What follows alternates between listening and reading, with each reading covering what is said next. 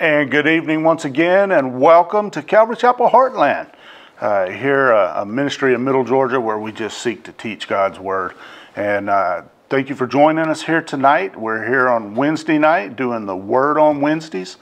And if you've been with us for a while, you know we've been in the book of Exodus. And we're going to continue that tonight in chapter 25. We're going to pick up where we left off last week. They're just a few verses into chapter 25. But before we get to that, let's go to the Lord in prayer. Heavenly Father, we just thank you so much for your word. We thank you so much for being able to come together to fellowship with one another, but more importantly, to get into your word together, to read it, to hear it, to ponder it. And Lord, I just pray that you fill us with your Spirit here tonight, that you speak to us, give us wisdom to understand what it is you would have us to learn in these lessons. Again, Lord, thank you so much. And I just ask you join us here right now, Lord. Fill this place.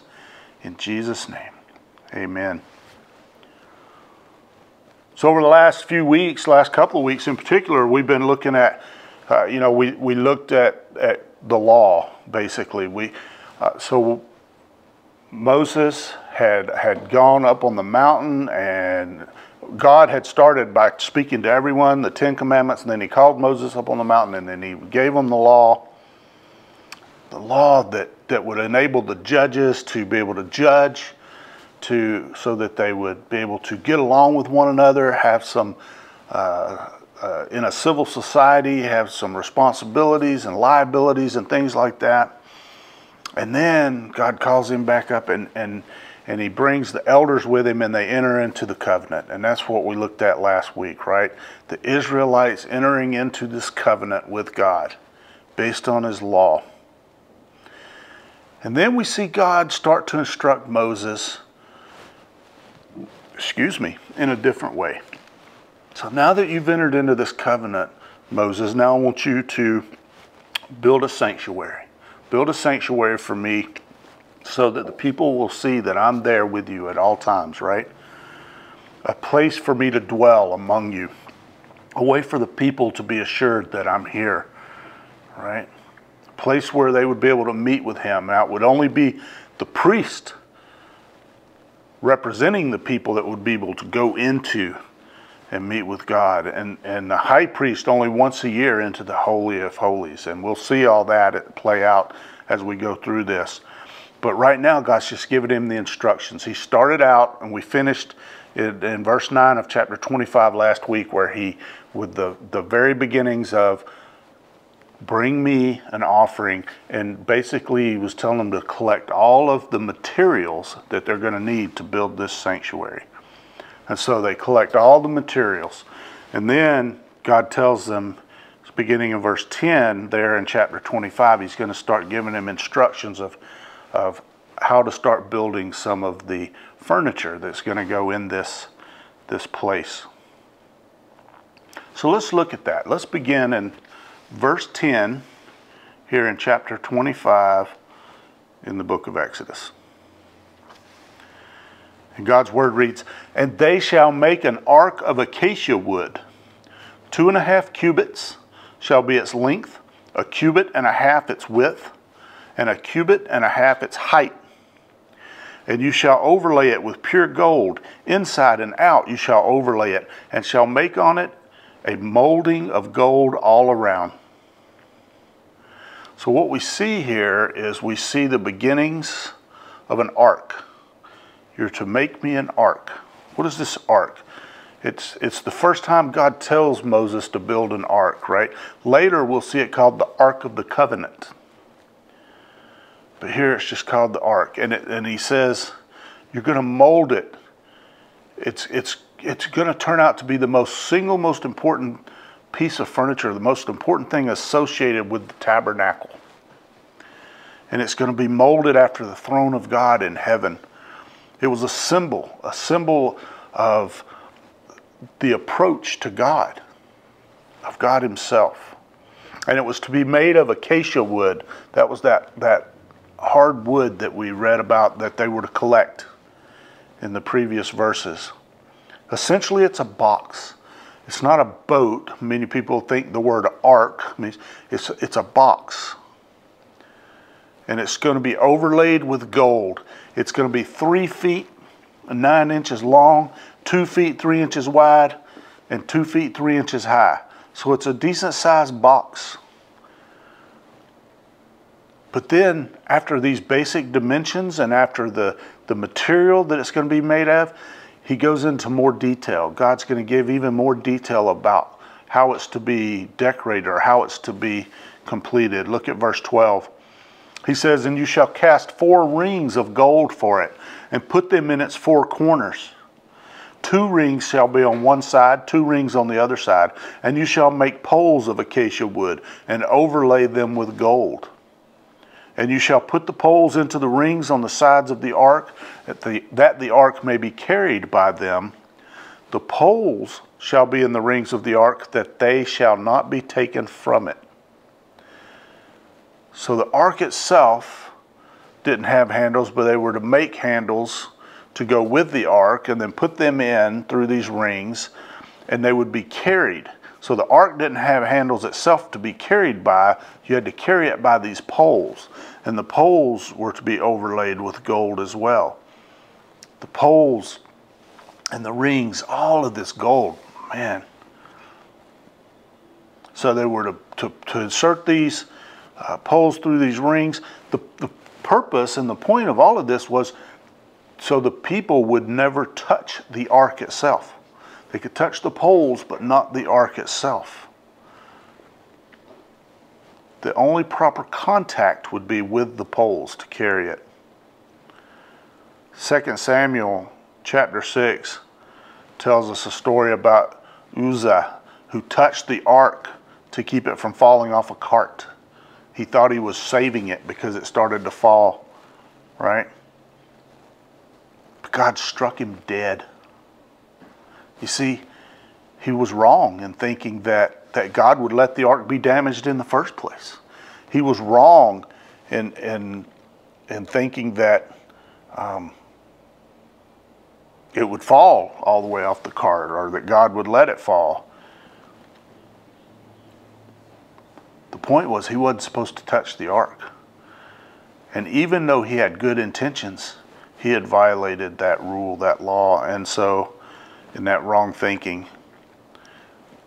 And so he was struck dead. So the poles were the only place that they could touch. But what is this ark for? What's the purpose of this box? Look at verse 16. "And you shall put into the ark the testimony which I will give you." God instructed Moses to put the testimony. That's the copy of the law that he had written down. God's going to write it for him on tablets. Remember, God says when he first called him up on the mountain, he hasn't actually done it yet, but he called him up. He says, I'm going to give you tablets of stone with the commandments and the law and the commandments. And he told Moses, you're to put it in the ark. It's like God's word is God. And he wants it protected. It's going in the ark. And he told Moses to build this ark to contain the testimony before he even gives it to him. He's going to spend the next 40 days up on this mountain receiving the testimony that will eventually go in the ark. But before he gives it to him, he instructs him to build this home for it. And then later we're going to see God's going to instruct him to put other things in the ark. We know that the golden pot that had the manna and Aaron's rod that budded and the tablets of the covenant all go in the ark. And we see that in Hebrews chapter 9. But before we get to all the contents that are going to go into it, we have to finish designing the ark. And look at verse 17. He says, you shall make a mercy seat of pure gold. 2.5 cubits shall be its length, and 1.5 cubits its width. And you shall make 2 cherubim of gold. Of hammered work you shall make them at the 2 ends of the mercy seat. Make one cherub at one end, the other cherub at the other end. You shall make the cherubim at the two ends of it of one piece with the mercy seat.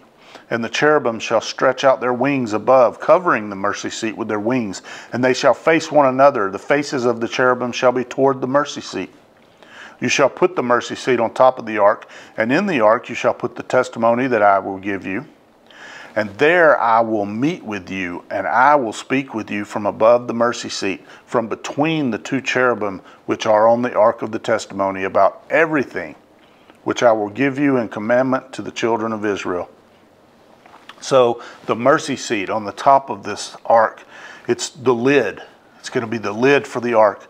And it's to be made of pure gold and sculpted figures of these cherubim on either side of the seat. And the cherubim and their wings are to be covering the seat. What a picture, right? It's as if God is going to dwell in between the two cherubim.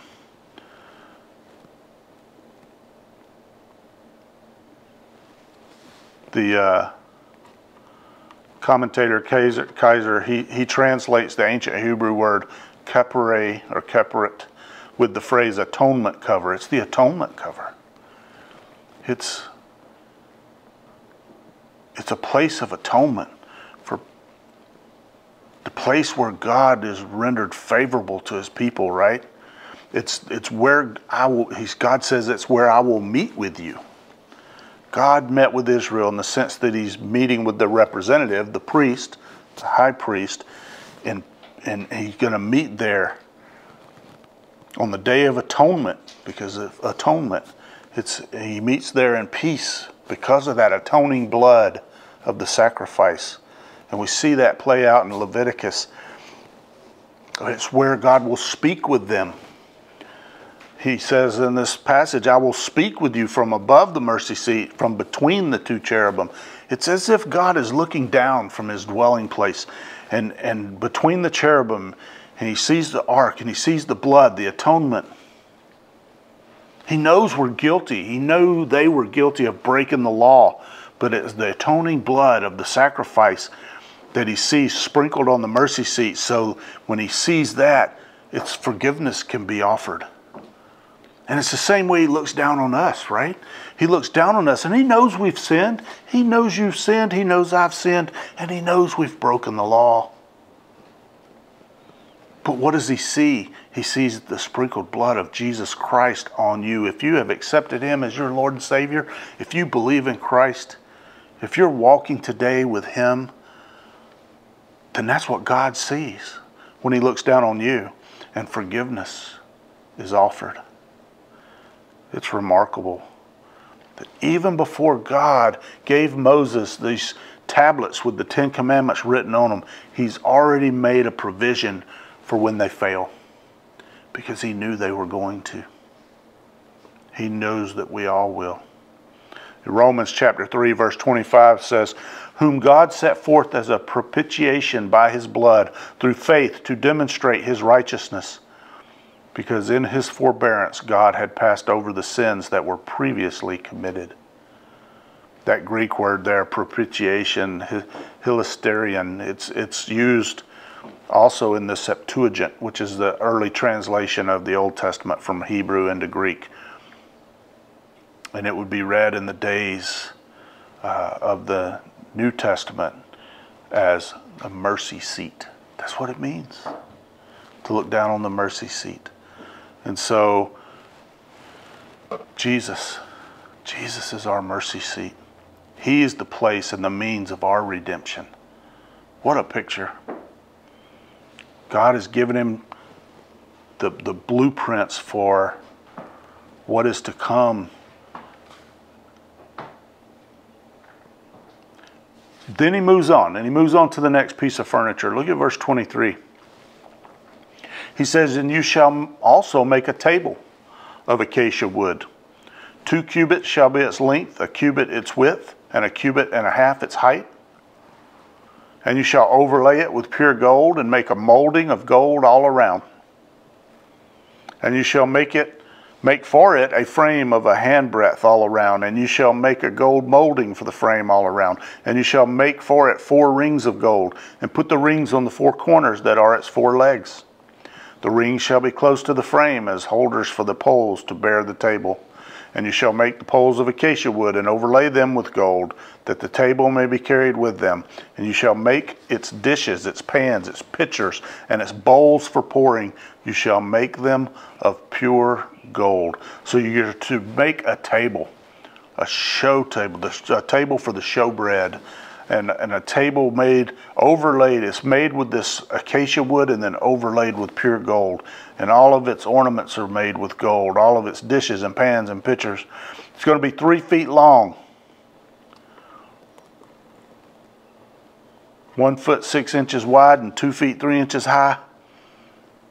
It's going to have rings again and poles to be able to carry it around. It doesn't really have the same stipulation that you can't touch it, but it's going to be able to be moved and carried. The whole thing, the whole tabernacle, the whole tent's going to go with them as they travel. And so, all made of pure gold. There's actually a carved representation of this table, as well as the golden lampstand. They're carved on the Arch of Titus there in Rome. And the Arch of Titus, it was an arch of triumph that was built as an honorary memoriam to his older brother by the Emperor Domitian in around 81 AD, somewhere in that time frame. And what it represents is when they went in 70 AD and sacked Jerusalem, when the Romans conquered Jerusalem and destroyed the temple, and they took depictions of the things in the temple that they had conquered and they carved them on this arch. And so we have a pretty good representation of what was in the last temple that had been built there in Jerusalem. And one of the pictures is this picture of this table that's there. And so if you look at the description that we have here in Exodus, and you look at that picture, it follows it very, very closely, this pattern. And so what was the real reason for this table, though? This table, it was the showbread. Look at verse 30. And you shall set the showbread on the table before me always. They were to set bread, showbread. They were to set 12 loaves. The showbread, literally bread of faces, is what it means. And the bread was associated with and to be eaten before the face of God. It was when they were communing. And some of the reasons we get from some of the different commentators for the showbread. Morgan says in the East, a table was always the symbol of fellowship. So it was a reminder of the possibility of this constant communion with God. Meyer, he says that it was presence bread. It was just to show that he's ever present. It was to always be there and available.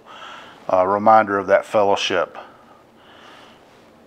According to Leviticus, the showbread was made of fine flour, and it was 12 cakes of showbread. There was 12 loaves. There was one for each of the tribes. Each of the 12 tribes set on the table, and it would be sprinkled lightly with frankincense. And then once a week, they would replace it with fresh bread. And the only people that could eat it were the priests. But there was always fresh bread on the table for God. And then he goes on and he gives us the next piece of furniture, the lampstand. Look at verse 31. He says, you shall also make a lampstand of pure gold. The lampstand shall be of hammered work, its shaft, its branches, its bowls, its ornamental knobs. And flowers shall be of one piece, and 6 branches shall come out of its sides. 3 branches of the lampstand out of one side, 3 branches of the lampstand out of the other side. 3 bowls shall be made like almond blossoms on one branch. with an ornamental knob and a flower, and 3 bowls made like almond blossoms on the other branch, with an ornamental knob and a flower. And so for the 6 branches that come out of the lampstand, on the lampstand itself, 4 bowls shall be made like almond blossoms, each with its ornamental knob and flower, and there shall be a knob under the first 2 branches of the same, a knob under the second 2 branches of the same, and a knob under the third 2 branches of the same, according to the 6 branches that extend from the lampstand. Their knobs and their branches shall be of one piece, and all of it shall be of one hammered piece of pure gold. So they're to take one solid piece of pure gold and hammer all this out. All right. They don't really give any specific dimensions for this piece, for the lampstand, but it's after the pattern of what we see now today as a modern day menorah. There's a middle shaft with 3 branches out of each side, total of 7 lampstands, place for 7 lamps. And the bowls were made like almond blossoms. And we see that repetition of this motif. What's important about the almond blossom? It's the first tree to blossom in the springtime. It reminded everyone of new life, of a fresh nature of God's ongoing work. And again, we see that description, that depiction, and we see a depiction of this as well on that Arch of Titus there in Rome today. As a matter of fact, that's the example that was used to produce a modern day menorah and the symbol that's used for Israel today. And then comes the lamps themselves that go on the lampstands. Look at verse 37. And you shall make 7 lamps for it, and they shall arrange its lamps so they give light in front of you. And its wick trimmers and their tray shall be of pure gold. It shall be made of a talent of pure gold with all these utensils. And see to it that you make them according to the pattern which was shown you on the mountain. So even though he's given us descriptive terms here and he's describing it here in the writings, he also, it appears, had shown Moses some sort of vision in his head of what this was all supposed to look like. And he's supposed to now put the lamps on and arrange them so that they give light in front of it. The tabernacle itself is going to be a completely covered tent, and we'll see that in a couple of minutes. The only source of light inside is going to come from this lampstand. And by the way, it says it'll be made out of a talent of pure gold. A talent would have been about 75 pounds of pure gold, that piece, and then they would have hammered it out of that. But it was to be according to the pattern which was shown.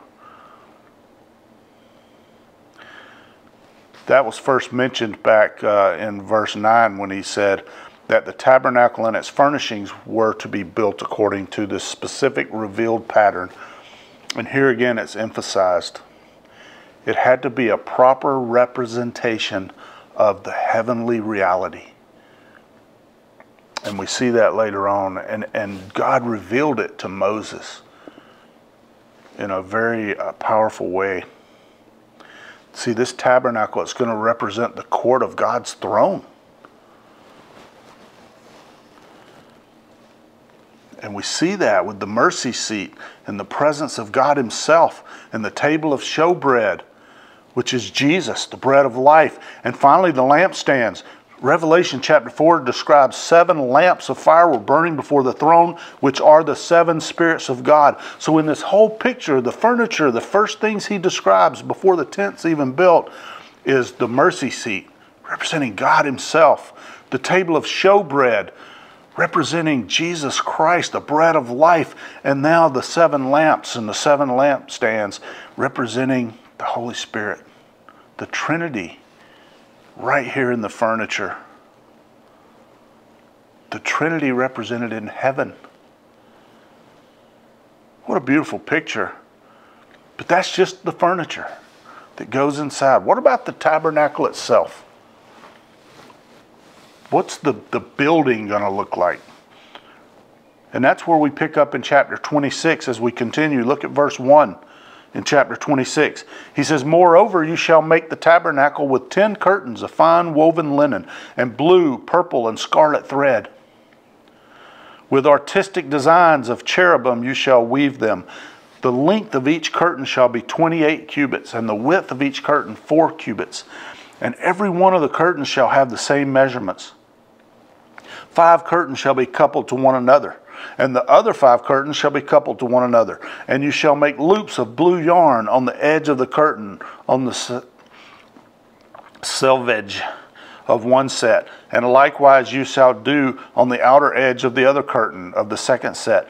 50 loops you shall make in one curtain, and 50 loops you shall make on the edge of the curtain that is on the end of the second set, that the loops may be clasped to one another. And you shall make 50 clasps of gold, and couple the curtains together with the clasps, so that it may be one tabernacle."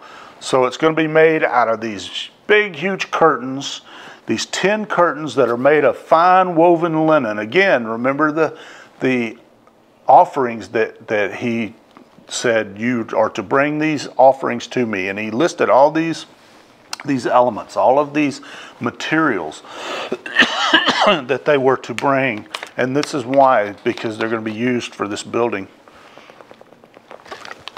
And we see here in this description, this is just the first covering. This is the interior covering, the fine linen. This will be the walls for the inside.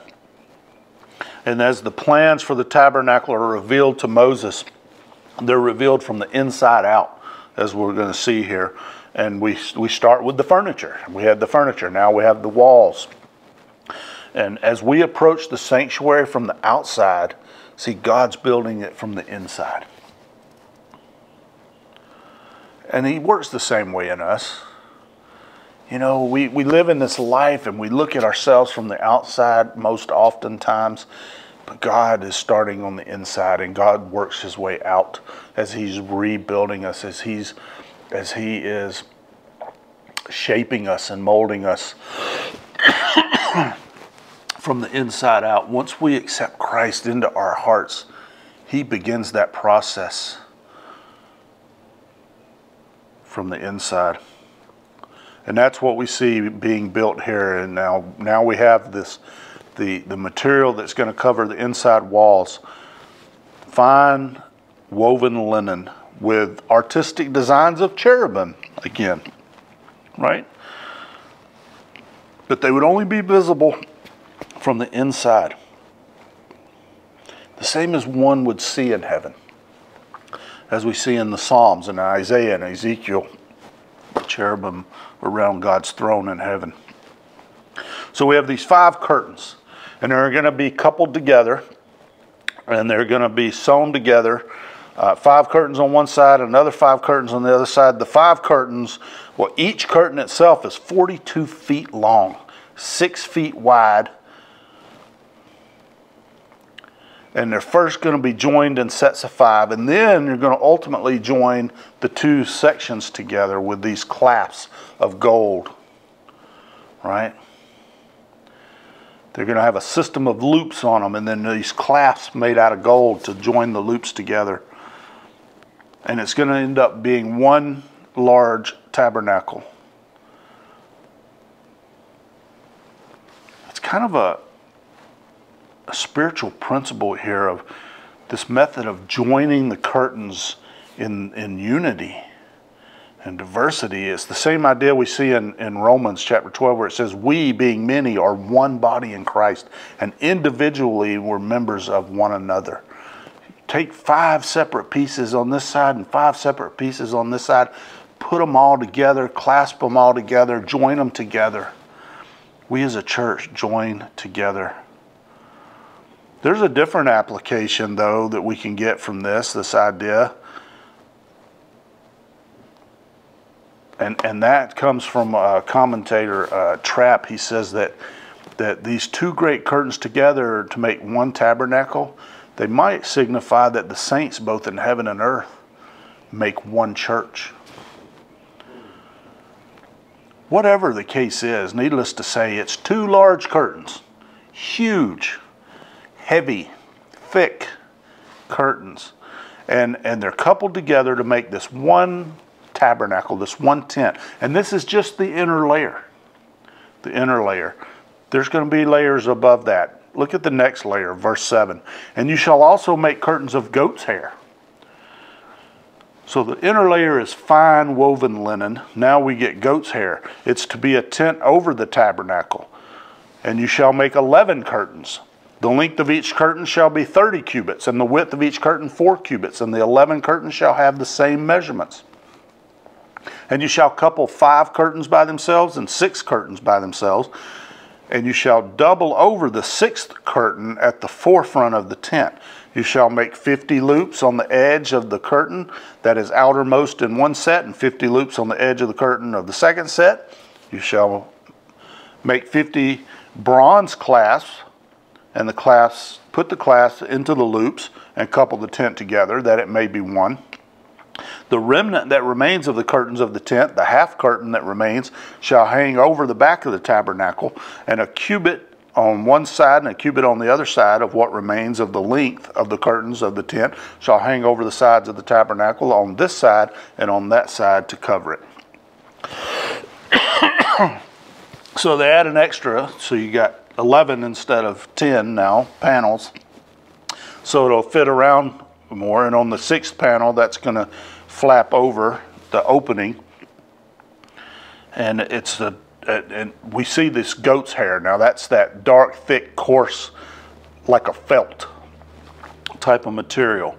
And they're going to join them all together, each strip being 45 feet long, 6 feet wide. And so it was the same material that they would commonly use to weave a tent. It'll be the tent covering, right? And one of the set of 5 strips and 6 strips are going to be joined together with loops again, but this time instead of gold clasps, they're going to use bronze clasps. And the remnant that remains, that little piece that's extra, since it was 6 feet, a little bit longer than the fine linen layer, it's going to cover over the back portion of the tent, as we see here.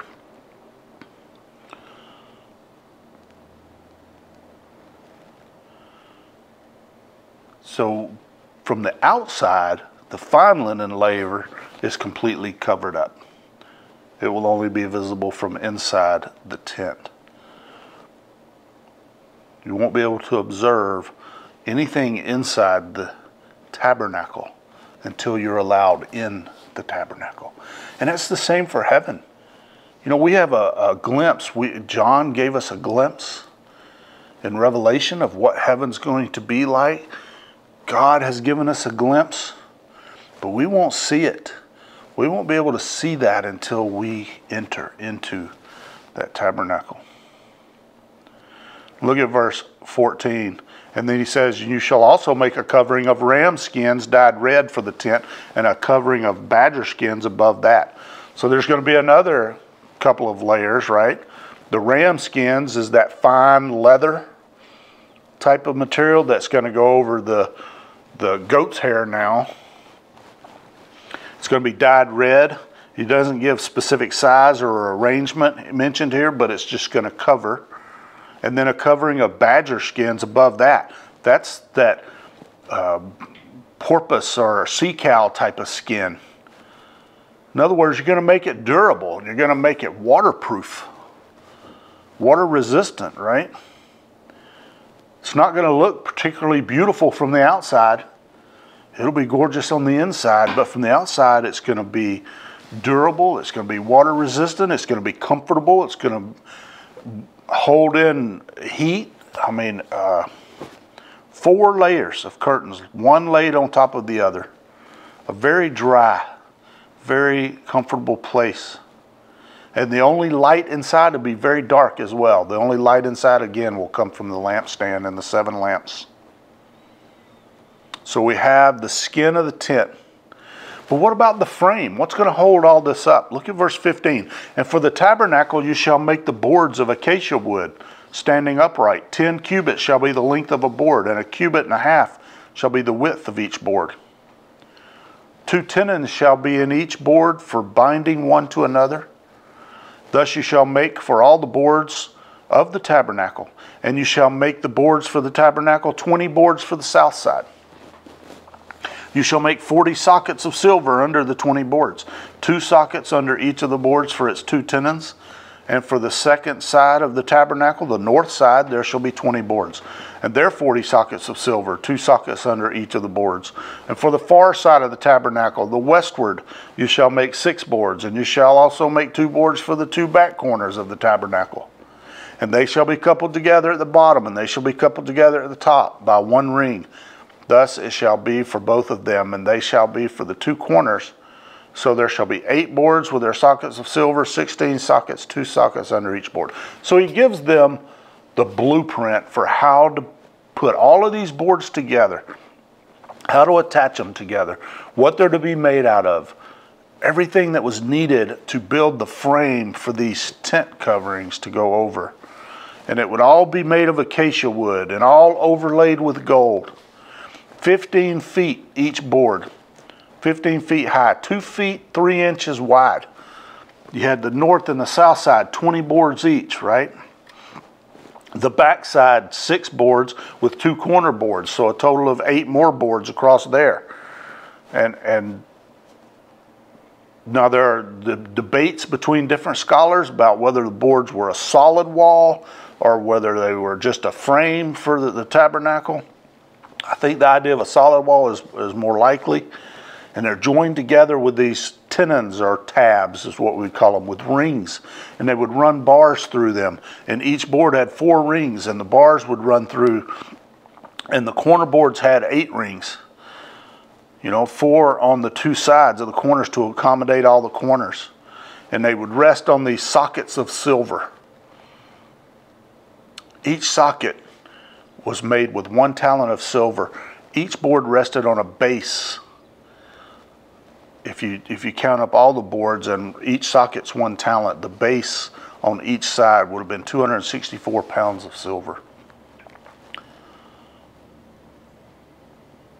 Interestingly enough, silver is the metal associated with redemption and payment for sin. We see that in Exodus and Leviticus and Numbers and Deuteronomy, all throughout the Old Testament. And we also know Jesus was betrayed for silver. And here the tabernacle's whole foundation was silver, pointing to the redeeming work of Jesus Christ. It also separated the tabernacle from the dirt floor beneath it.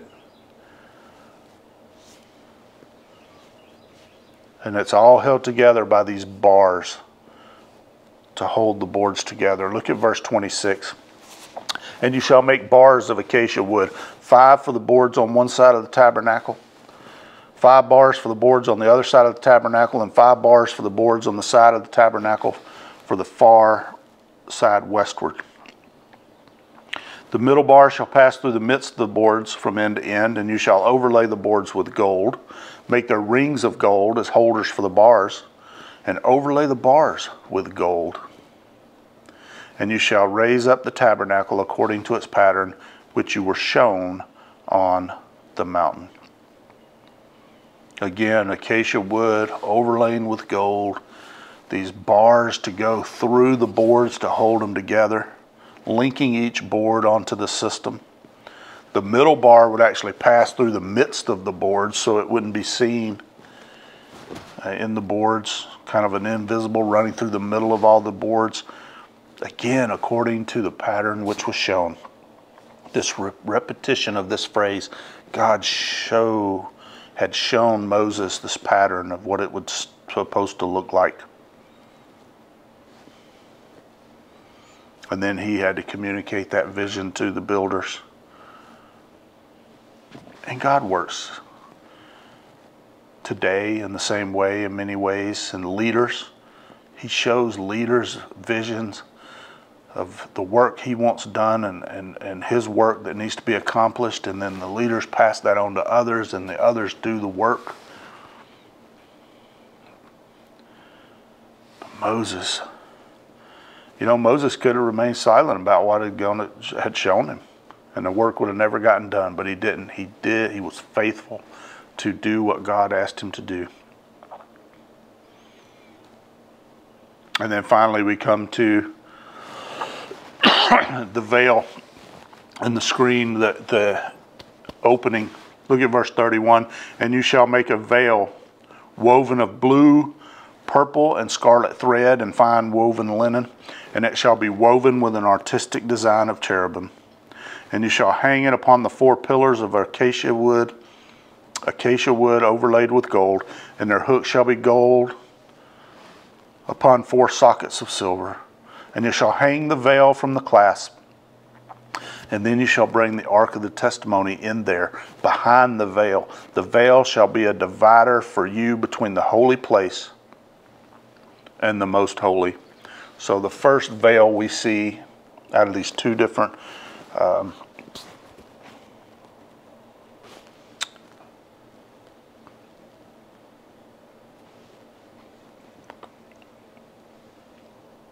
doors, if you will, lack of a better term, my mind just went blank. We see the first is the inner veil. It's the veil between the holy and the most holy place. And what we'll see the difference here in a minute. And it's to be made of that fine linen and the blue and the purple and the scarlet yarn, again with the cherubim. And it's hung on 4 pillars made with acacia wood and overlaid again with gold and on these silver sockets. The ancient Jews said that later, the later veil of the temple was as wide as 4 fingers. That's thick. It was that thick. Again with the cherubim filled with gold. Why separate? Why separate into the 2 different compartments? The first compartment was the holy place. It was the larger room. It was first entered, and it had the table of showbread, and it had the lampstand and the altar of incense, which we haven't really seen yet, but there's going to be an altar.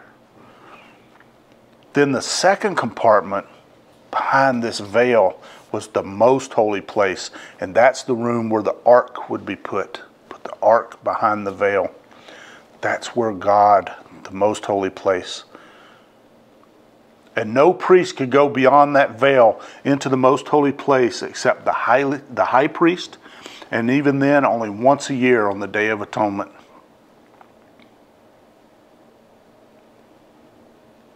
Spiritually speaking, in dying for our sins, Jesus, with his own blood, he entered the most holy place once and for all.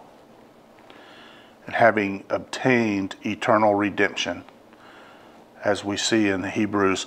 And in the temple, this veil, when Jesus died on that cross, that veil was torn from top to bottom, showing that through his death, there's no longer a barrier to the most holy place. There's no longer a barrier to God as there was in those days. It's now open to all of us. Hebrews again tells us, brethren, having boldness to enter the holiest by the blood of Jesus, by a new and living way which he consecrated for us through the veil, that is his flesh. You see the torn veil that we saw in the temple when Jesus died on that cross. It also symbolizes the broken body of Jesus that we now have access through. What a picture.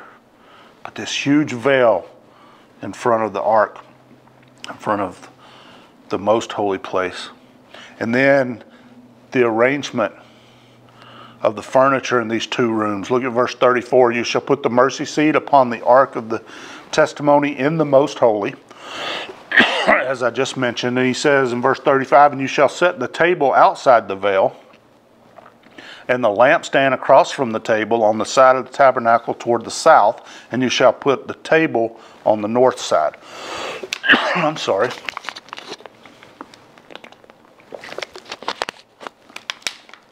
So the ark behind the veil in the most holy, and then the table of showbread in the outer room on the north side. It would be on the right as you entered the tabernacle, and then the lampstand toward the south. This furniture in the holy place, it speaks of three great things. And we also see the altar was mentioned. The altar will come next, it'll be built next. But the furniture, it speaks of, we have the altar speaks of our prayer with God, where we offer sacrifice, and then the fellowship, the showbread, the table, our fellowship, our communion with God, and then the lampstand, our illumination, the Holy Spirit filling us to receive the Spirit. What a beautiful picture. But there's one final barrier, one final door, and that's into the tent itself. Verse 36. And you shall make a screen for the door of the tabernacle, woven of blue, purple, and scarlet thread, and fine woven linen made by a weaver. And you shall make for the screen 5 pillars of acacia wood, and overlay them with gold. Their hooks shall be of gold, and you shall cast 5 sockets of bronze for them. So we see the same color scheme going on here with the fine linen. And we're going to cover now what would be the east entrance of the tabernacle. This would be the only way to enter into the structure.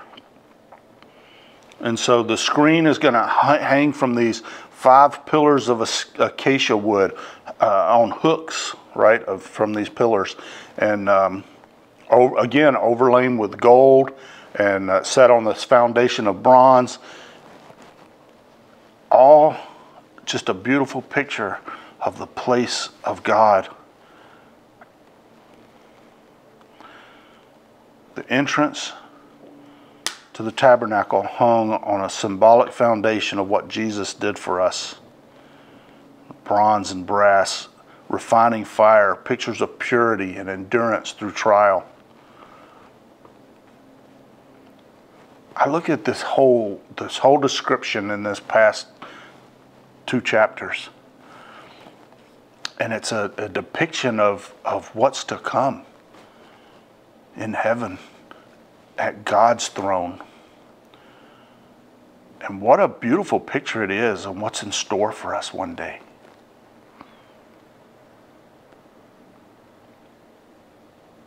We're going to stop here tonight. And then we'll pick back up next week with chapter 27. And there we'll see the construction of the altar that we spoke about just a minute ago.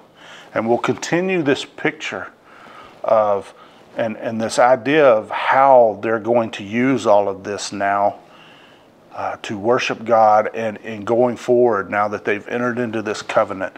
Now remember, Moses is still up on the mountain. He's just being given these descriptions. He's being given these instructions of how to do this. He's been shown a vision of what it's to look like.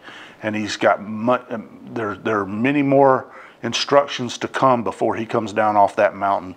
And we'll pick back up in chapter 27 and continue to look at that next week. But for tonight, I just want you to think about this beautiful picture of this place that's being built to show that God's going to be among them. There's this huge tent that's going to travel with them. So, you know, he's told them ever since they came out of Egypt, I'm with you, I'm always there with you. And now that he's going to have a home with them that they're going to carry with them as they travel. Just to remind them that he is there with them. And he's always with you. He's always with us. Right here. What a beautiful picture. Anyway, we'll stop there tonight. Let's pray. Heavenly Father, I just thank you so much for your word. I thank you for this picture. Sometimes it's hard. We read all these descriptions and we try to picture it in our head, and it's really hard to really understand sometimes what they're saying and how all this fits together unless you're an engineer. But Lord, to me it just depicts the amount of detail that you've put on Moses, the amount of detail you went into to show your presence and to show what is in store for all of us in the future. And so I just thank you for that. I pray, Lord, that as we continue our study, that you would continue to grow us, that draw us even closer to you, and that you would walk with us through this week. And we ask these things in Jesus' name. Amen.